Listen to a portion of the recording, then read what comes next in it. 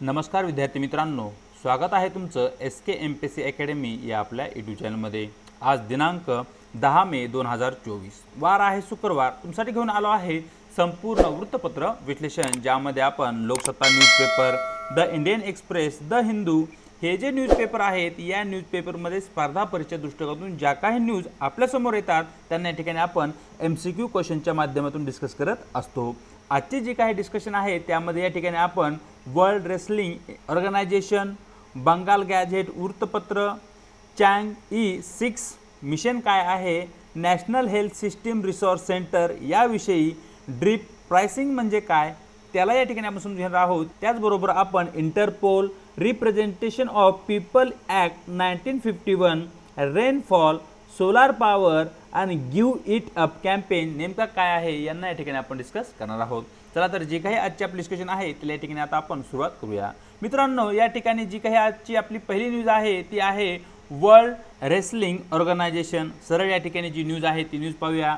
जागतिक कुस्ती संघटनेकडून बजरंग निलंबित, अशा प्रकारची न्यूज लोकसत्ता पेज क्रमांक 12 वर तुम्हाला दिसून जाईल। अलीकडील काळामध्ये ज्या काही ऑलिम्पिकच्या स्पर्धा आहेत त्यामध्ये बजरंग पुनिया हे कुस्तीतील एक महत्त्वपूर्ण खेळाडू असलेले आपल्याला दिसतात, परंतु या ठिकाणी अलीकडे जी काही उत्तेजन चाचणी आहे त्या उत्तेजन चाचणी करण्यास या ठिकाणी बजरंग पुनिया यांनी नकार दिल्यामुळे भारतीय कुस्ती संघटना आहे या संघटनेकडून या ठिकाणी बजरंग पुनिया यांना निलंबित करण्यात आलं होतं। आणि आता यानंतर जी काही जागतिक कुस्ती संघटना आहे या संघटनेनेही या ठिकाणी बजरंग पुनिया यांना या ठिकाणी निलंबित केलं आहे। एकूण त्या संदर्भातली न्यूज आहे। सरळ या ठिकाणी या न्यूज धरून जो काही प्रश्न आहे तो प्रश्न पाहूया। WWE ची स्थापना कोणत्या वर्षी झाली, अशा प्रकारचा मित्रांनो या ठिकाणी आपला प्रश्न आहे। या प्रश्नाचं मित्रांनो जे काही आपलं योग्य उत्तर आहे ते आहे पर्याय बी। जी काही वर्ल्ड रेसलिंग ऑर्गनायझेशन आहे या वर्ल्ड रेसलिंग ऑर्गनायझेशन स्थापना 1963 साली झालेली आपल्याला दिसते। चलूया आजच्या आपल्या पुढच्या प्रश्नाकडे, जे की आपण या ठिकाणी इतर स्रोतापासून घेतले आहे। सरळ या ठिकाणी जो काही आपला प्रश्न आहे तो प्रश्न पाहूया। बंगाल गॅझेट वृत्तपत्राबद्दल खालील विधाने विचारात घ्या। या ठिकाणी विधान क्रमांक 1, हे भारतातील पहिले वृत्तपत्र होते। विधान क्रमांक 2, हे जेम्स ऑगस्ट हिकी यांनी 19व्या शतकात स्थापित केले होते किंवा पब्लिश केले होते। अशा प्रकारचा मित्रांनो या ठिकाणी आपला प्रश्न आहे आणि या ठिकाणी तुम्हाला सांगायचे आहे की वरीलपैकी जे काही 2 विधाने आहेत यापैकी कोणतं विधान बरोबर आहे हे तुम्हाला या ठिकाणी सांगायचं आहे। तर मित्रांनो या ठिकाणी जर आपण चर्चा केली, ऑगस्ट हिकी यांनी आपल्या भारतातील पहिले वृत्तपत्र ज्याचं नाव आहे बंगाल गॅझेट वृत्तपत्र हे या ठिकाणी पब्लिश केले, हे तुम्हाला माहिती असणं आवश्यक आहे। म्हणजे स्टेटमेंट 1 या ठिकाणी अगदी बरोबर आहे। आणि या ठिकाणी जेम्स ऑगस्ट हिकी यांनी भारतातील पहिले वृत्तपत्र या ठिकाणी पब्लिश केले ते 1780 म्हणजे 18व्या शतकात, 19व्या शतकात नव्हे। म्हणजे या ठिकाणी जे काही स्टेटमेंट क्रमांक 2 आहे ते या ठिकाणी चुकीचं आहे मित्रांनो, आणि यामुळे आपलं योग्य उत्तर राहील पर्याय ए, केवळ विधान 1 या ठिकाणी बरोबर आहे। म्हणजेच आपलं ऑप्शन राहील पर्याय ए। थोडक्यात जर या ठिकाणी आपण जेम्स ऑगस्ट हिकी यांच्याविषयी चर्चा केली आणि त्यांनी भारतात जे काही पब्लिश केलेले पहिले वृत्तपत्र आहे ज्याचं नाव आहे बंगाल गॅझेट त्याची चर्चा जर केली तर डेट किंवा वर्ष तुम्हाला माहिती असणं आवश्यक आहे। 1780 साली त्यांनी हे भारतातील पहिले आपल्या वृत्तपत्र पब्लिश केले। हे कोठे करण्यात आले होते तर कलकत्ता या ठिकाणी ते पब्लिश करण्यात आले होते, हे तुम्हाला माहिती असणं आवश्यक आहे। याच ठिकाणी दुसरे महत्त्वाचे जे पॉईंट आहेत MP ते म्हणजे ते एक साप्ताहिक होते, म्हणजे प्रत्येक आठवड्याला ते पब्लिश होत असे आणि ते इंग्लिश भाषेमध्ये पब्लिश होत असे। हा दुसरा पॉईंट या ठिकाणी आपल्यासाठी महत्त्वाचा आहे। आणि 1782 साली या ठिकाणी ते बंदही झाले। याच्या मागचं मुख्य कारण म्हणजे या ठिकाणी या वृत्तपत्रामधून सरकार जे आहे सरकारवर या ठिकाणी टीका टिप्पणी करण्यात आली होती। परिणामी 1782 साली या ठिकाणी भारतातील पहिले वृत्तपत्र जे की या ठिकाणी जेम्स ऑगस्ट हिकी यांनी सुरू केले होते ते बंद झाले। चलूया आपल्या पुढच्या प्रश्नाकडे, जो की या ठिकाणी मित्रांनो चँग E6 या मिशन संदर्भात आहे। सरळ प्रश्न पाहूया। चीनच्या चँग E6 मोहिमेचे मुख्य उद्दिष्ट काय आहे यावरती आपला प्रश्न आहे। मित्रांनो मागच्या काही दिवसापूर्वी या ठिकाणी जे काही चँग E मिशन आहे याच्याविषयी या ठिकाणी आपण चर्चा केलेली आहे। जे काही या ठिकाणी चँग 6 हे मिशन आहे ते चंद्र आणि चंद्राचा जो काही दूरचा भाग आहे, जो काही शॅडोमध्ये येणारा भाग आहे त्या भागाचं संशोधन करण्यासाठी चीनने या ठिकाणी चँग-ई-6 हे मिशन लॉन्च केले आहे। या ठिकाणी चंद्र आणि चंद्रावरील जे काही पृष्ठभाग आहे आणि त्या ठिकाणी असणारे जे काही विविध पदार्थ आहेत यांचा अभ्यास करण्यासाठी याच्या अगोदर चीनने 2020 साली चँग-ई-5 हे जे मिशन आहे ते लॉन्च केले होते। या ठिकाणी जे काही चँग-ई-6 मिशन आहे हे प्रामुख्याने या ठिकाणी चंद्राचं जे काही वातावरणीय रचना आहे त्या रचनेचा या ठिकाणी अभ्यास करणार आहे। म्हणजेच या ठिकाणी प्रश्न क्रमांक 3चं आपलं योग्य उत्तर राहील पर्याय बी। चलूया आपल्या पुढच्या प्रश्नाकडे, जो की मित्रांनो या ठिकाणी national health system resource centre संदर्भात आहे। जे की या ठिकाणी जे काही प्रश्न आहेत ते आपले यूपीएससी बेस असणार आहेत। एमपीएससी बेस जे काही क्वेश्चन आहेत ते आज आपल्याकडे कमीच होते, परिणामी या ठिकाणी येणारे जे काही क्वेश्चन आहेत ते यूपीएससीला गृहीत धरून या ठिकाणी आपण डिस्कस करणार आहोत। चला तर जे काही प्रश्न आहे तो प्रश्न पाहूया। Consider the following statement about national health system resource centre. Statement 1, it was established under national rural health mission. Statement 2, it prepare national health account इस्टिमेट्स।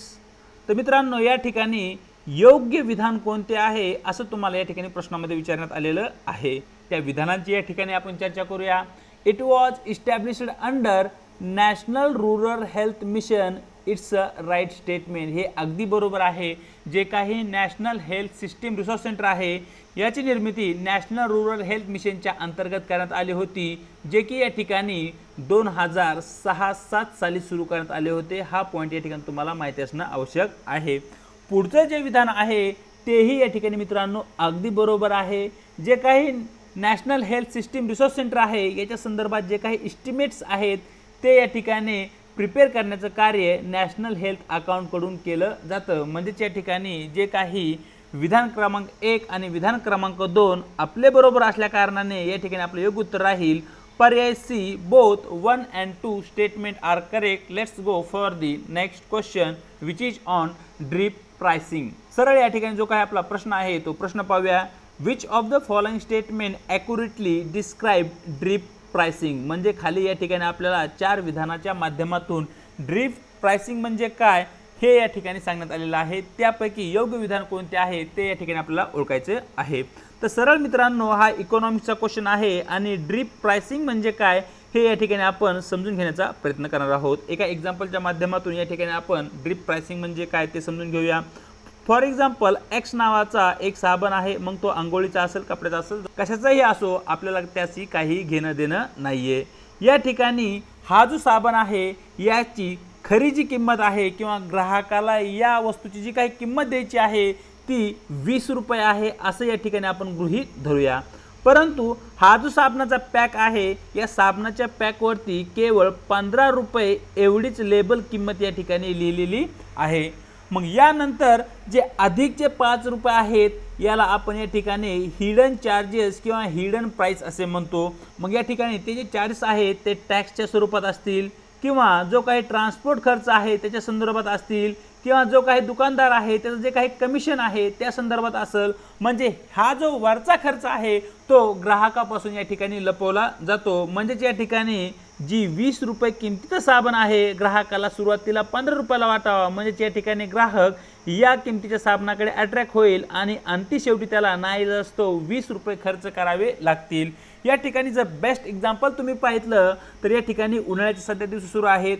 या ठिकाणी तुम्ही एखाद्या कूलिंग सेंटरवर जाता ज्या ठिकाणी तुम्ही Thums Up, Sprite, Mirinda, whatever will be cold drinks तुम्ही त्या ठिकाणी घेत असतात। मग त्या ठिकाणी जर स्प्राइटची बॉटल असेल आणि त्यावर जर तुम्हाला 15 रुपये किंमत लिहिली असेल तर तुमच्याकडून त्या ठिकाणी 20 रुपये घेतले जातात आणि वरचे 5 रुपये ॲज अ कूलिंग चार्जेस म्हणून तुमच्याकडून घेतले जातात। त्या बॉटलवरती तर 15 रुपये लिहिलेले असतात, परंतु या ठिकाणी तुम्हाला अधिकचे 5 रुपये जे द्यावे लागतात त्याला या ठिकाणी आपण हिडन चार्जेस असे म्हणतो। मग अशा प्रकारची जी काही किंमत निश्चित होते त्याला या ठिकाणी आपण ड्रिपिंग प्राइसिंग असे म्हणतो। म्हणजेच या ठिकाणी जो काही आपला प्रश्न क्रमांक 5 आहे याचं योग्य उत्तर राहील मित्रांनो पर्याय A. Dripping pricing involves initially offering a product or service at a lower price than gradually adding additional fees or charges throughout the purchasing process. म्हणजे सुरुवातीला तुम्हाला ती ऑफर प्राइस सांगितली जाते जी की कमी आहे त्याला आपण ड्रिपिंग प्राइस म्हणतो, परंतु जसेही तुम्ही ती जी वस्तू आहे तिच्या खरेदीच्या प्रोसेसमध्ये एंटर करतात, त्यानंतर तुम्हाला हळूहळू त्यामध्ये जी ॲडिशनल फीस आहेत त्या ॲड केले जातात, त्या मग फीस असतील, एक्स्ट्रा चार्जेस असतील वगैरे वगैरे. म्हणजे अशा प्रकारची किंमत ठरवण्याची जी काय पद्धती आहे त्याला या ठिकाणी आपण ड्रिपिंग प्राइस असे म्हणतो. चलूया आजच्या आपल्या पुढच्या न्यूजकडे, पुढच्या क्वेश्चनकडे, जो की या ठिकाणी इंटरपोल संदर्भात आहे. सरळ या ठिकाणी जो काही आपला प्रश्न आहे तो प्रश्न पाहूया. Consider the following statement. Interpol is an international organization focused on solely on combating terrorism. Statement 2. Interpol operates independently from national laws enforcement agencies. Statement 3. Interpol facilitates international police cooperation but does not have the authority to make arrest. मित्रांनो, या ठिकाणी एकूण 3 statement आहेत आणि यापैकी किती statement बरोबर आहेत असं या ठिकाणी आपल्याला प्रश्नामध्ये विचारण्यात आलेलं आहे. तर या ठिकाणी जे काही इंटरपोल आहे याचा फुल फॉर्म तुम्हाला या ठिकाणी माहिती असणं आवश्यक आहे. तो आहे इंटरनॅशनल क्रिमिनल पोलीस ऑर्गनायझेशन, ज्याला की इन शॉर्टमध्ये आपण या ठिकाणी इंटरपोल असे म्हणतो. या ठिकाणी जी काही इंटरपोल आहे या संदर्भात जे काही विधान क्रमांक 1 आहे ते मित्रांनो या ठिकाणी चुकीचं आहे. जी काही इंटरपोल आहे ती केवळ टेररिझम, दहशतवादाशीच कॉम्बॅट किंवा लढा देत नाही, तर ती जे व्हेरियस प्रकारचे क्राईम आहेत, विविध प्रकारचे जे काही ॲक्टिव्हिटीज आहेत त्याप्रती या ठिकाणी कारवाई करताना आपल्याला दिसतो. म्हणजे स्टेटमेंट क्रमांक 1 या ठिकाणी चुकीचे आहे. स्टेटमेंट क्रमांक 2 या ठिकाणी पाहूया. या ठिकाणी जी काही इंटरपोल आहे ती इंडिपेंडेंटली जे काही नॅशनल लॉज आहेत त्याच्या कार्य करत नाही, तर जे काही नॅशनल लॉज आहेत म्हणजे भारत सरकारचा जो काही कायदा असेल त्या कायद्याप्रमाणे या ठिकाणी इंटरपोल कार्य करताना दिसते. म्हणजे या ठिकाणी विधान क्रमांक 2 ही मित्रांनो या ठिकाणी चुकीचे आहे आणि विधान क्रमांक 3 या ठिकाणी अगदी बरोबर आहे. इंटरपोलकडे तो अधिकार नाही की एखाद्या व्यक्तीला अरेस्ट करावं. इंटरपोल काय करते, विविध देशांमध्ये जे काही पोलीस आहेत किंवा ज्या काही इन्व्हेस्टिगेटिंग एजन्सी असतील किंवा ज्या काही तपासणी यंत्रणा आहेत यांच्यामध्ये सहकार्य, एक प्रकारचं कोऑर्डिनेशन देण्याचं ते कार्य करतं. म्हणजे या ठिकाणी स्टेटमेंट विधान क्रमांक 3 बरोबर असल्या कारणाने आपलं योग्य उत्तर राहील पर्याय ए. वरील 3 स्टेटमेंटपैकी केवळ विधान 1च बरोबर असल्या कारणाने आपलं योग्य उत्तर राहील पर्याय ए. चलूया आजच्या आपल्या पुढच्या प्रश्नाकडे, जो की या ठिकाणी रिप्रेझेंटेशन ऑफ पीपल ॲक्ट 1951 संदर्भात आहे. सरळ या ठिकाणी जो काही आपला प्रश्न आहे तो प्रश्न पाहूया. Consider the following statement. Statement 1.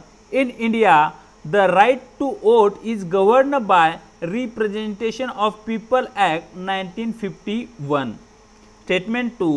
Under trial prisoner in India are allowed to vote in election. Statement 3.